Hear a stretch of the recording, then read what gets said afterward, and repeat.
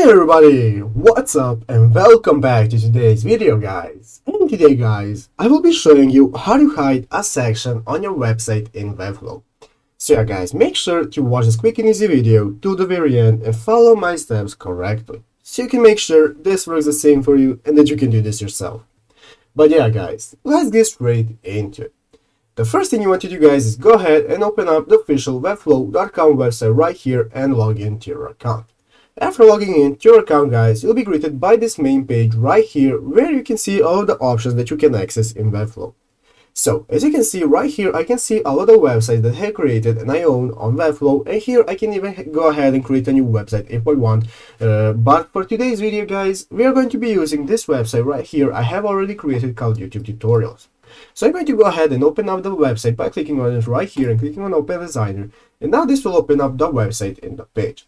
So as you can see, at the left and right side of the screen, we have the options to edit our website. At the left side of the screen, we have the option to go ahead and add the new elements and features to the website. With options such as add elements, we can even see our components here. We have the settings option and so on. And at the right side of the screen, we have the option to go ahead and style those elements by using the style option or element settings and editing how our settings look.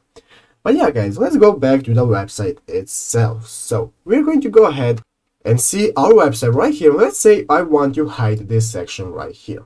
There are a couple of ways to do it. There are actually two ways. The first way will only make it invisible, so nobody will be able to see it, but there will still be an empty space right here. So to do that, we have to go with the right side of the screen under the style option and scroll down all the way down until we find the effects option.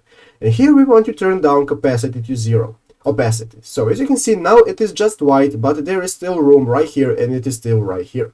So let's go back and put it to 100%, but let's say that we want to hide the section entirely from our website and we want everything to move with the section. All we have to do is go back to the top of the style page right here under layout and click on this option next to display that says none hides elements.